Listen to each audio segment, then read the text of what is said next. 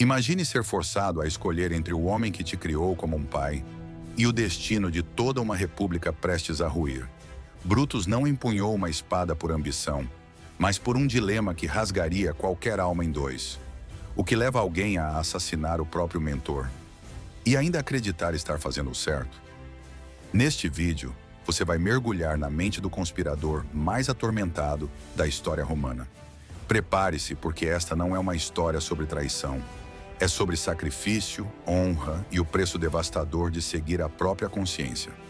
Roma era uma república marcada por valores como dever, honra e liberdade. Desde a expulsão dos reis etruscos, o povo romano tinha aversão ao poder absoluto. Brutus nasceu em um mundo onde a república era sagrada. Mas esse ideal começou a ser ameaçado com o crescimento do poder de Júlio César. Muitos o viam como um salvador da ordem, outros como um novo tirano. Brutus cresceu nesse ambiente de tensão e reverência aos ideais da república. Era descendente de Lúcio Júnior Bruto, o homem que libertou Roma do último rei. A sombra desse antepassado pairava sobre ele, como um chamado ao dever. Não era apenas uma escolha política que o aguardava, mas uma questão de identidade. Quem era Brutus, afinal? Um patriota que defenderia a liberdade ou um traidor do homem que um dia o acolheu como filho? A resposta começaria a se formar ainda em sua juventude. Desde cedo, Brutus foi moldado pelo estoicismo, uma filosofia que pregava o autocontrole, o dever e o desprezo pelas paixões. Estudou com grandes pensadores gregos e romanos e sua mente foi treinada para buscar a virtude acima de tudo. Ele acreditava que a verdadeira glória não estava nas riquezas, mas na moralidade e no serviço à pátria. Essa formação não o preparou para a vida simples, mas para grandes dilemas. Sua relação com Júlio César era próxima e respeitosa, quase paterna. César viu em Brutus um sucessor em potencial, alguém que poderia continuar sua obra. Mas isso criaria uma ferida invisível no coração do jovem. Como se preparar para escolher entre o dever filosófico e o afeto humano? Esse conflito interno seria a semente da tragédia futura. Brutus não era um aventureiro ambicioso. Era um pensador, um idealista. E talvez por isso mesmo estivesse condenado à dor da consciência. Se essa história te prendeu até aqui, é porque você, como Brutus, também sente o peso das grandes escolhas. Então não vá embora sem deixar o seu like. Isso mostra para o algoritmo que você valoriza conteúdos que desafiam a mente e tocam o coração. Se você ama a história contada com intensidade, profundidade e alma, se inscreva agora no canal. Aqui cada vídeo é um mergulho nos dilemas mais humanos da história, e você faz parte dessa jornada. Brutus enfrentou sua consciência. E você? Vai ignorar esse chamado ou vai clicar no inscrever-se e caminhar conosco por mais histórias que ninguém tem coragem de contar assim? Seu clique é pequeno, mas tem o poder de manter viva a verdadeira história. Faça parte dessa resistência ao esquecimento. César conquistou Roma não apenas com espadas, mas com carisma. Vitorioso na Gália, amado pelos soldados e temido pelos senadores, ele retornou a Roma como um homem imbatível. Nomeado ditador vitalício, concentrou em suas mãos um poder que a república jamais toleraria. Muitos temiam que ele se tornasse rei, algo proibido e detestado pelo povo romano. Mas outros, como Brutus, estavam divididos. César havia perdoado seus inimigos, distribuído terras e garantido paz. Era um tirano ou apenas um reformador incompreendido? Brutus admirava César. Ele via nele não só um líder, mas um homem que o tratava com carinho, quase como um pai. Mas também via os sinais de um novo império, com um só homem acima das leis. E foi nesse dilema que a mente estoica de Brutus começou a ruir. Até que ponto a amizade deve resistir à tirania? O que é mais forte, o amor ou o dever? Entre todos os conspiradores, ninguém foi mais ardente do que Cássio. Cínico, militar experiente e desconfiado de César, ele via em Brutus a chave da legitimidade para o plano de assassinato. Sem Brutus, a morte de César pareceria um golpe de invejosos. Com Brutus, seria a libertação da República. Cássio sabia usar as palavras. Envenenou lentamente o espírito de Brutus com argumentos patrióticos, lembrando-lhe do legado de seus ancestrais. Apelou ao seu senso de honra e à filosofia estoica que tanto prezava. Era uma guerra psicológica silenciosa. Brutus resistia, mas a dúvida já estava plantada. E como uma doença sem sintomas, ela crescia dentro dele. Os encontros secretos aumentavam, os olhares trocados no Senado. A sensação de que o tempo se esgotava. Cássio pressionava, o dever chamava, e Brutus aos poucos deixava de ser apenas um senador para se tornar parte de um plano que mudaria o destino de Roma. Dizem que, antes do crime, Brutus passou noites sem dormir, andando inquieto, conversando sozinho e lendo textos filosóficos. Seu espírito era um campo de batalha. A mão que empunharia a adaga tremia de dúvida. A consciência cobrava respostas que o coração já não conseguia silenciar. Ele não odiava César. Pelo contrário, amava-o. Mas acreditava com a mesma intensidade que o amor à pátria era maior. Como separar o homem do símbolo? Como assassinar alguém que representava mais do que um simples governante? Ele não dormia. Sua esposa, Pórcia, percebeu o tormento. Tentou alcançar o coração do marido, mas ele estava trancado por dentro. No silêncio da noite, Brutus lutava contra si mesmo. Cada batida de seu coração soava como o eco de um destino irreversível. Ele sabia que cruzaria uma linha sem volta. E quando o dia amanhecesse, Roma jamais seria a mesma. Nem ele. Em uma madrugada tensa, escondidos nos recantos sombrios de uma casa nobre, os conspiradores reuniram-se. O clima era de urgência e medo. Brutus chegou por último, em silêncio. Todos o olharam como a peça final de um quebra-cabeça. Não era só mais um homem com uma adaga. Era o símbolo da república que clamava por justiça. Ao ver Brutus presente, até os mais hesitantes ganharam coragem. Ali, entre sombras e tochas acesas, foi selado o destino de César. Juraram que não matariam por ódio, mas por dever. Não seria uma chacina, mas uma purificação. Brutus exigiu que ninguém tocasse em Marco Antônio. Não queriam uma guerra civil, mas um novo começo. Era uma ilusão, claro, mas naquele instante pareciam acreditar.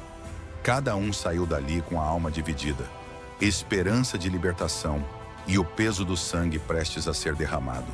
O silêncio entre eles era a prova de que sabiam. Estavam condenados mesmo antes do ato. 15 de março, os idos de março. Um dia que Roma jamais esqueceria. César, inicialmente, hesitou em ir ao Senado. Um pressentimento sombrio o incomodava, mas foi convencido a comparecer. Ao chegar, foi cercado por homens que considerava aliados. Entre eles, Brutus. O golpe não veio de um inimigo, mas de um amigo. Um a um, os conspiradores cravaram suas lâminas. César resistia até o momento em que viu Brutus. Ao ver seu rosto, parou. Não lutou. Apenas murmurou: "Até tu, Brutus." E caiu. O Senado, antes templo da política, tornou-se palco de um sacrifício. Sangue nobre escorreu pelo mármore. Os assassinos não comemoraram. Saíram em silêncio, sujos de sangue, acreditando que o povo entenderia. Mas o povo não entendeu. O silêncio de César, a expressão de decepção nos olhos do homem morto, gritaram mais alto do que qualquer argumento político. Naquele instante, a dúvida nasceu. Libertadores ou assassinos? Os conspiradores esperavam uma recepção de heróis. Esperavam que o povo aplaudisse sua coragem e saudasse o retorno da República. Mas Roma ficou muda. O cadáver de César, estendido no Senado, tornou-se um símbolo de traição. O povo amava César. Ele lhes dera pão, shows e promessas de um futuro glorioso. Agora tudo isso jazia no chão, ensanguentado. Quando Marco Antônio, o maior aliado de César, discursou diante da multidão, incendiou a cidade com suas palavras. Mostrou o testamento de César, que deixava bens ao povo. Mostrou as feridas no corpo do ditador. E com lágrimas nos olhos, plantou a indignação nas ruas. Brutus e seus aliados perceberam tarde demais. O povo não queria liberdade. Queria segurança, alimento, um líder. O idealismo dos conspiradores enfrentava agora a dura realidade do coração romano. As ruas clamavam por vingança, não por filosofia. Brutus havia vencido no Senado, mas perdido nas praças. Com o coração apertado e o olhar firme, Brutus subiu na tribuna do fórum para explicar seu ato. Não escondeu nada. Confessou o assassinato, mas não pediu perdão. Disse que amava César, mas amava mais Roma. Repetiu: não que eu amasse César menos, mas amava Roma mais. Seu discurso foi racional, digno de um estoico, mas as palavras de Brutus eram frias diante da dor popular. Não havia emoção, só lógica. Ele falava de liberdade enquanto o povo lembrava das festas, das moedas distribuídas, dos dias de fartura que César proporcionava. O contraste era cruel. Sua voz foi ouvida, mas não acolhida. Para os intelectuais foi um ato nobre. Para o povo foi um erro imperdoável. Brutus saía do fórum com a sensação de que havia explicado tudo e, ao mesmo tempo, não havia convencido ninguém. A espada que libertou Roma agora era vista como a lâmina da traição.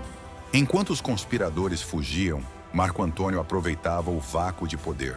Astuto, carismático e profundamente leal a César, ele se posicionou como o herdeiro natural da liderança. Usou a memória de César como bandeira e inflamou o povo. Organizou o funeral com teatralidade e emoção. Queimou o corpo do ditador diante da multidão, deixando que as chamas e as cinzas falassem mais alto que qualquer decreto. Ele sabia como tocar o coração do povo.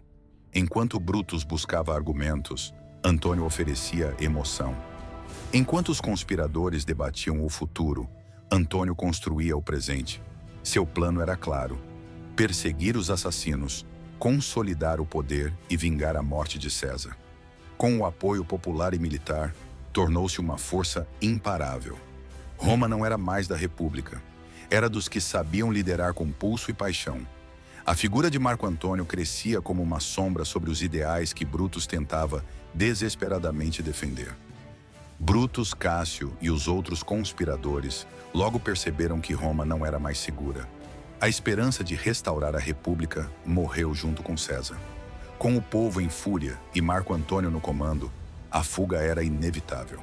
Partiram em silêncio, com poucos recursos e muitos inimigos. Brutus não fugia apenas da cidade, mas de sua própria consciência. Carregava nas costas não só o peso de uma morte, mas de uma decisão que o separava para sempre da paz interior. O idealismo que o impulsionou agora era uma corrente invisível.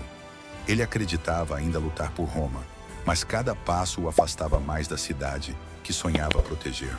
A estrada da fuga era longa, árdua e repleta de deserções e traições. Brutus buscava abrigo em terras aliadas, tentando organizar um novo exército. Mas a dúvida o perseguia a cada noite.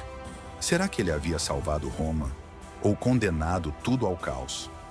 Brutus e Cássio buscaram no Oriente forças para reagir. Sabiam que Roma, por si só, não os aceitaria mais. Então recorreram a províncias como a Macedônia e a Síria, onde ainda tinham aliados e influência. Lá levantaram tropas, arrecadaram recursos e tentaram reconstruir seu ideal de república. Brutus, agora general, já não era mais o filósofo sereno. Tinha nos olhos o peso de decisões sangrentas. Liderava com firmeza, mas o semblante denunciava que algo nele havia se perdido. As cartas que escrevia revelam um homem dividido entre o dever e o arrependimento. Enquanto isso, Marco Antônio se unia a Otaviano, herdeiro de César, e preparava uma força ainda maior. Os dois lados sabiam que a guerra seria inevitável. A aliança com o Oriente deu a Brutus um último sopro de esperança, mas também deixou claro: aquela não era mais uma luta política, era uma contagem regressiva para um confronto final. Certa noite, durante uma campanha militar, Brutus teve um sonho perturbador. Um vulto, envolto em sombras, apareceu em sua tenda. "Sou teu mau gênio", disse a figura sombria. "Nos encontraremos novamente em Filipos." Brutus acordou em pânico. Os soldados não viram ninguém. Era apenas um sonho ou um presságio. Os antigos romanos acreditavam em augúrios e Brutus, apesar de racional, não pôde ignorar o aviso. Aquela noite marcou uma virada. Brutus tornou-se mais introspectivo, mais sombrio. Falava pouco e observava muito. O sonho não o paralisou, mas selou seu destino. Ele sabia que enfrentaria a morte. E ainda assim escolheu continuar. Não fugiria. Encararia o que viesse. O vulto para ele era mais que um presságio. Era a consciência encarnada. A última chance de voltar atrás. Mas Brutus, o herdeiro dos ideais republicanos, já estava comprometido até o fim. Filipos não seria apenas uma batalha. Seria um acerto de contas com sua própria alma. Em 42 a.C., nas planícies de Filipos, os exércitos de Brutus e Cássio enfrentaram Marco Antônio e Otaviano. A primeira parte da batalha surpreendeu a todos. Brutus conseguiu vencer seu lado do combate. As tropas de Otaviano foram derrotadas e o moral dos conspiradores se elevou. Parecia que a sorte estava enfim mudando. Mas do outro lado do campo, Cássio enfrentava dificuldades. Cercado pelas tropas de Antônio e sem notícias de Brutus, acreditou que tudo estava perdido. Tomado pelo desespero e pela certeza do fracasso, Cássio tirou a própria vida. Quando Brutus soube do ocorrido, ficou devastado. A vitória parcial se tornou amarga. Perdeu não apenas um aliado, mas um irmão de guerra. A liderança agora recaía apenas sobre seus ombros. Era o início do fim. A primeira luz da esperança se apagava lentamente. Brutus sabia que a batalha final ainda estava por vir e que talvez não houvesse mais glória a conquistar. Poucos dias após a primeira vitória, Brutus reuniu seus homens para uma nova ofensiva. Mas o cansaço era evidente. A moral estava baixa e as forças inimigas reforçadas. O segundo embate foi brutal. O exército de Brutus resistiu com bravura, mas acabou sendo derrotado. As tropas foram esmagadas e o campo de batalha se tornou um cemitério de ideais. Brutus escapou com um pequeno grupo, refugiando-se entre as colinas próximas. Lá, isolado, olhou para o horizonte e compreendeu que a República havia morrido com ele. Não havia mais retorno, nem reconstrução. O sonho acabava ali. Os amigos mais próximos o encorajaram a fugir, a tentar novamente. Mas ele recusou. Não queria viver em um mundo governado por reis disfarçados de líderes. E assim, com a serenidade de um estoico, preparou-se para o fim. A última espada não foi empunhada contra o inimigo, mas voltada para si mesmo. Um gesto silencioso, um fim trágico, um homem vencido por sua própria fé. Nas colinas de Filipos, cercado por poucos homens fiéis, Brutus fez seu último discurso. Agradeceu aos que permaneceram, reconheceu a derrota e deixou claro que sua luta era por Roma, não por glória pessoal. Depois retirou-se com um pequeno grupo até uma clareira silenciosa. Pediu a um amigo que segurasse a espada enquanto ele corria sobre ela. O gesto foi rápido, mas carregado de simbolismo. Brutus não queria ser capturado, humilhado, nem ver seus ideais pisoteados. Seu suicídio foi o fim de um ciclo. O homem que matou por amor à liberdade agora morria por não conseguir viver sem ela. O estoico até o fim, Brutus encontrou na própria morte uma forma de manter sua integridade. Roma o havia rejeitado, o povo não o compreendeu, mas ele se recusava a ser mais um peão num novo império. Morreu como viveu, dividido entre a razão e a fé em um ideal que não encontrou eco. Quando Marco Antônio soube da morte de Brutus, algo inesperado aconteceu. Ele chorou. Não de alegria, mas de respeito. Disse publicamente que Brutus foi o único entre os conspiradores que agiu por amor à República. Enquanto os demais, segundo ele, eram movidos por inveja e ambição, Brutus havia agido por idealismo. Antônio, um homem que conhecia os jogos do poder, reconheceu ali o valor do inimigo caído. Mandou que o corpo fosse tratado com honra e que tivesse um funeral digno. Foi o tributo silencioso a um adversário que, mesmo traidor, manteve a alma limpa até o fim. Essa reação de Antônio ajudou a moldar o legado póstumo de Brutus. Ele não seria lembrado apenas como assassino, mas como símbolo trágico de um homem preso entre a virtude e a necessidade. Naquele instante, entre ruínas e cinzas, até os vencedores entenderam. A morte de Brutus marcava o fim de uma era. Ao longo dos séculos, Brutus dividiu opiniões. Para alguns, foi o maior traidor da história romana, um ingrato que cravou uma faca no coração do homem que o amava como filho. Para outros, foi o último verdadeiro republicano, alguém que ousou desafiar o surgimento de uma tirania em nome da liberdade. Sua imagem passou a ser debatida em fóruns, peças teatrais, discursos e livros. Shakespeare o eternizaria com a famosa frase de César: "Até tu, Brutus", tornando-o símbolo universal da traição. Mas nos bastidores da história, muitos continuaram vendo nele algo mais complexo. Um homem que tentou salvar Roma com as ferramentas que tinha, mas foi esmagado pelas forças maiores do que ele: o populismo, a ambição e a ilusão. A memória de Brutus tornou-se espelho da própria República, bela, sonhadora e, no fim, tragicamente frágil. Sua vida virou advertência. Idealismo sem apoio popular está sempre condenado à derrota. Brutus acreditava que, ao matar César, traria de volta a República. Mas o que veio depois foi o contrário: guerras civis, repressão e, por fim, o Império.